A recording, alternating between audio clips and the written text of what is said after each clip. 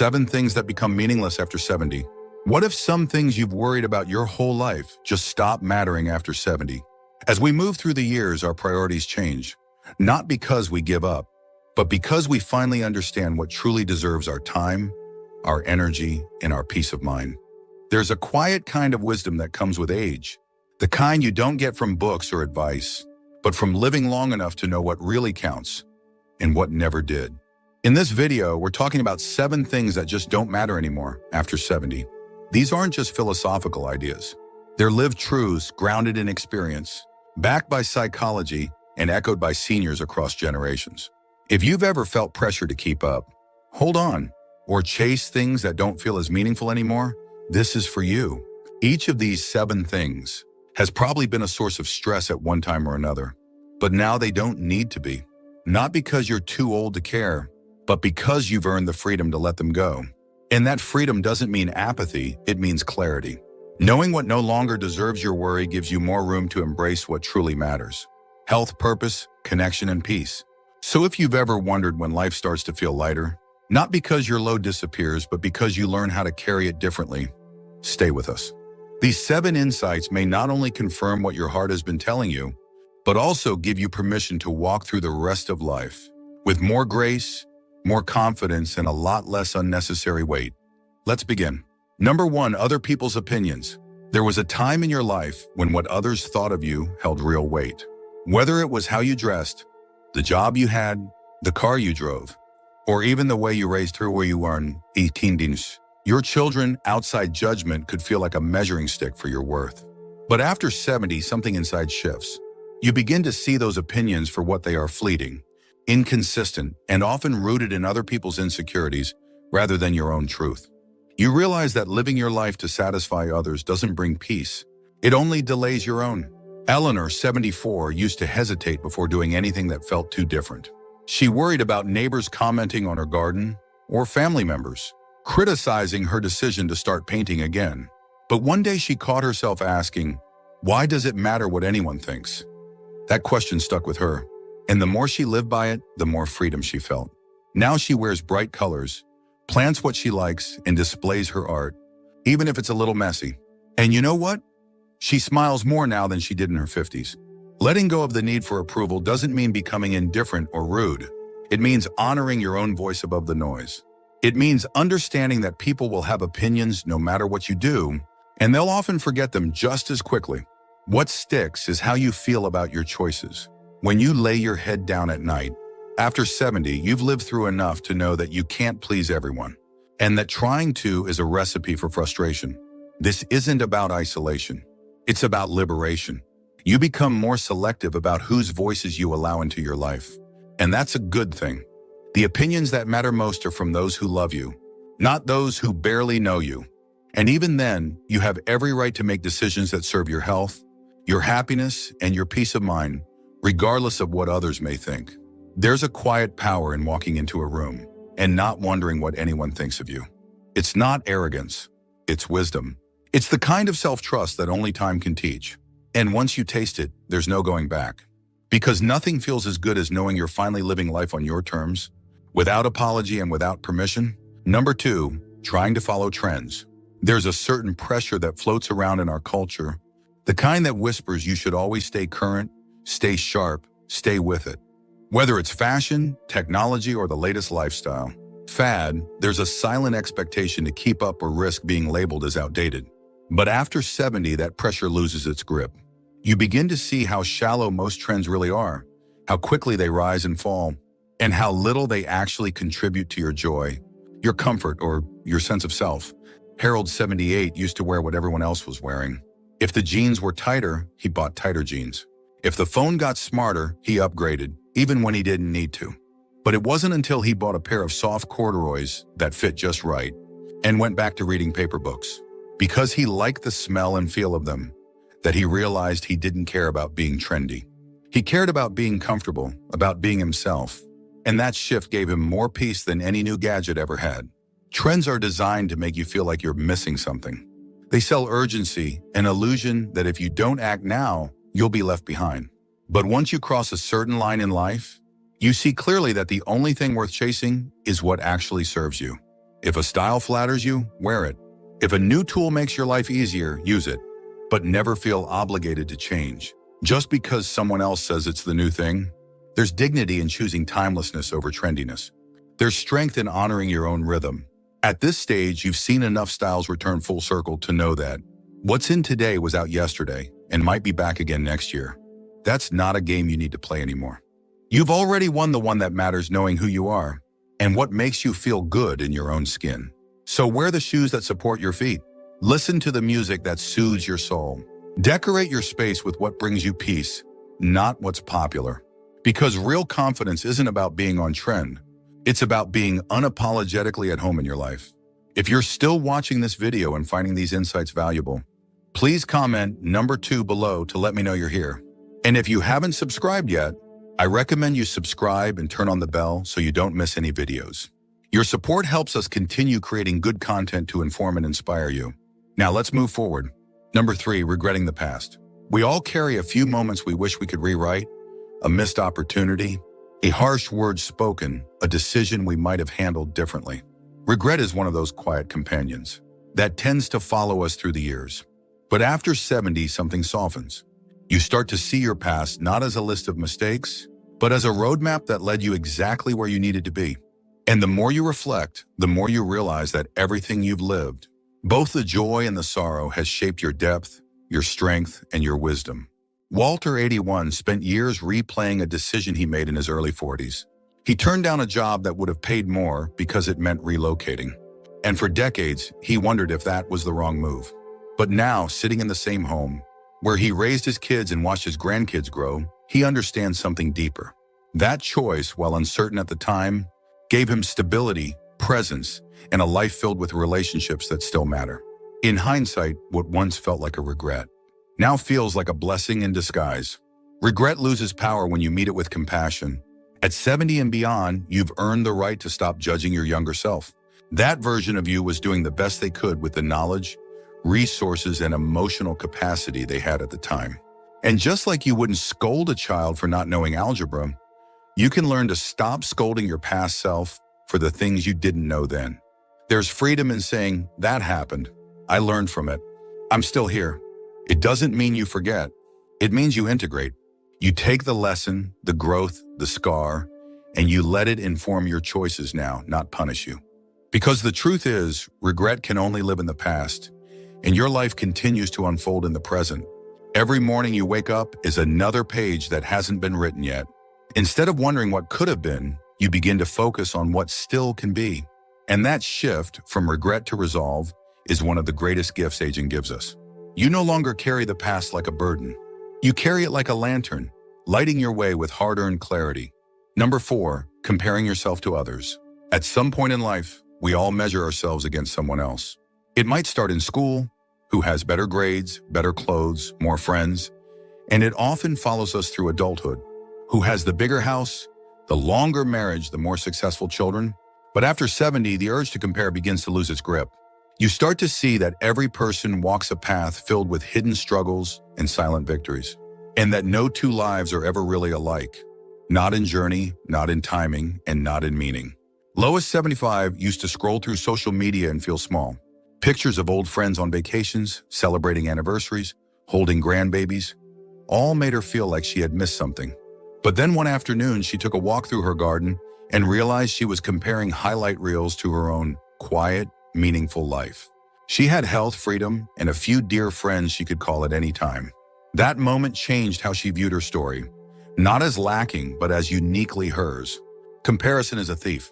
It doesn't just take your joy, it steals your focus. When you're busy looking sideways, you forget to look inward and forward. And while someone else's life may look shinier or easier from the outside, you never truly know what they're carrying. The truth is, no one gets through life without hardship, loss, or regret. Not even the ones who seem to have it all together. After 70, you begin to realize that success isn't about reaching the same milestones as everyone else. It's about peace. It's about the relationships that nourish you, the passions that still light you up, and the quiet moments that remind you how far you've come. You've lived through enough seasons to know that comparison is almost always based on incomplete information, and that the most powerful metric is not how your life looks, but how it feels. So let others live their stories while you continue writing your own. Let their wins inspire you without diminishing your own journey. You don't have to match anyone. You just have to be faithful to who you are, where you are, and what matters most to you now. If you're still watching this video and finding these insights valuable, please comment number 4 below to let me know you're here. And if you haven't subscribed yet, I recommend you subscribe and turn on the bell so you don't miss any videos. Your support helps us continue creating good content to inform and inspire you. Now let's move forward. Number 5, pushing your body beyond its limits. In earlier decades, many of us believed we had something to prove about strength, stamina, or simply our ability to keep up. Whether it was lifting heavy things without asking for help, working through pain, or pretending not to feel tired, we often ignored our body's quiet requests for rest in the name of pride or productivity. But once you reach 70, a new kind of wisdom settles in, one that tells you it's not weakness to slow down, it's wisdom. It's not defeat to rest, it's respect. And it's not lazy to protect your energy, it's an act of self-preservation. Charles 80 used to insist on mowing his own lawn every week, even in the summer heat. He told himself it was good exercise, that he was staying independent. But after a dizzy spell one afternoon landed him at the doctor's office, he realized something had shifted. His body wasn't asking him to stop, it was asking him to listen. So he hired a local team to help, and now he still enjoys being outside, but from a chair in the shade, sipping iced tea and chatting about baseball while the lawn gets trimmed. He didn't lose anything by stepping back, he gained peace. At this stage in life, your value isn't tied to how much you can carry, how far you can walk without resting, or how fast you bounce back from strain.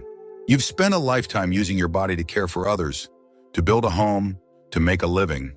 Now your body deserves your care in return, and that means listening to the whispers before they become shouts. It means honoring your limits without shame.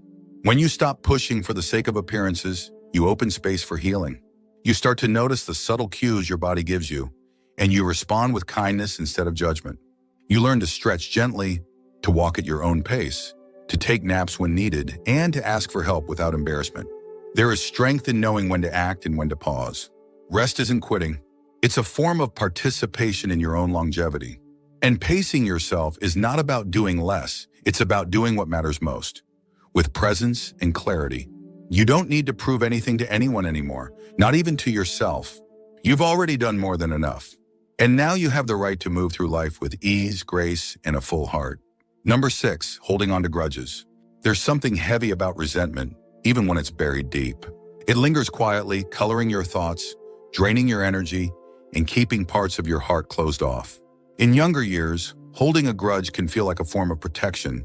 Like if you stay angry, you're guarding yourself from being hurt again. But by the time you reach 70, you start to realize how much those old wounds cost you. And suddenly, the energy it takes to stay angry just doesn't seem worth it anymore. Phyllis, 79, had a falling out with her sister when they were in their 50s. The details faded over time, but the distance remained. For years, every family gathering came with tension and polite avoidance. But after a recent surgery reminded her how fragile life could be, Phyllis picked up the phone. They talked for an hour, not about the past, but about their grandkids, their gardens, and their memories. That call didn't erase everything, but it softened the edges. It gave them both peace they hadn't felt in years. Letting go of a grudge doesn't mean saying what happened was okay. It means deciding that your peace matters more than your pain. It means recognizing that forgiveness isn't always for the other person, it's for you. Because when you carry bitterness for too long, it begins to take up space that could be filled with joy, connection, and healing. There's freedom in releasing old anger. There's lightness in choosing not to rehearse that old conversation one more time in your head. You begin to understand that people are flawed, complicated, and often hurt others from their own places of pain. And while that doesn't excuse the harm, it explains it. It helps you soften, not for their sake, but for yours. Forgiveness doesn't always require reconciliation. Sometimes it simply means saying, "I'm done carrying this," and setting it down. It means giving yourself permission to move forward without dragging the weight of the past behind you. You've got better things to carry now: hope, joy, curiosity, and love. And those things thrive in a heart that's not tangled up in old pain. If you're still watching this video and finding these insights valuable, please comment number 6 below to let me know you're here. And if you haven't subscribed yet, I recommend you subscribe and turn on the bell so you don't miss any videos. Your support helps us continue creating good content to inform and inspire you. Now let's move forward. Number 7, rushing to meet someone else's timeline. All throughout life, we're told there's a schedule we're supposed to follow. Graduate by this age, settle down by that age, retire at this point, find love by that point. It's a script most of us have felt pressured to perform, and if we didn't hit those marks on time, we often felt behind, as if we'd somehow missed our chance. But after 70, that entire framework starts to fall apart. You begin to see how artificial those deadlines really were, and how much joy exists outside of the so-called schedule. Henry, 82, started taking piano lessons last year. He'd always wanted to play, but never had the time or the nerve to start. He worried he'd be too slow, too stiff, or just too late. But now every morning, his fingers move across the keys with shaky determination and quiet pride. He doesn't care about mastering it. He cares about the music, the curiosity, the feeling of doing something just for himself. And that's what makes it beautiful. After 70, you begin to understand that nothing meaningful in life has an expiration date. Love, learning, creativity, healing, these things don't stop because of a number. They expand when given room. And the truth is, rushing towards someone else's idea of success only distracts you from discovering your own. Whether you start a hobby, mend a relationship, or take a leap of faith, the timing is perfect if it feels right to you now. Letting go of the race doesn't mean giving up. It means waking up. Waking up to the fact that the most fulfilling chapters of your life might still be unwritten. That your story doesn't need to match anyone else's outline to be meaningful. And that joy, growth, and discovery aren't reserved for the young, they're reserved for the willing. So if something's been tugging at your heart, don't ask if it's too late.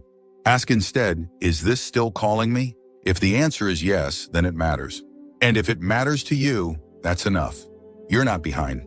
You're right where you're meant to be, writing a life that honors your own pace, your own desires, and your own truth.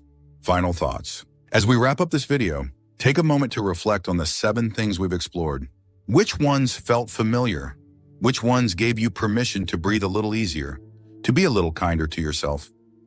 Maybe you recognize that you've already let go of some of these, or maybe this is the first time you're realizing how much unnecessary weight you've been carrying. Either way, there's no better time than now to lighten the load. Life after 70 is not a winding down, it's a waking up. A waking up to your own voice, your own needs, your own rhythm. It's when you stop chasing things that don't serve you and start treasuring the things that do. You've earned this peace not by avoiding hardship, but by walking through it.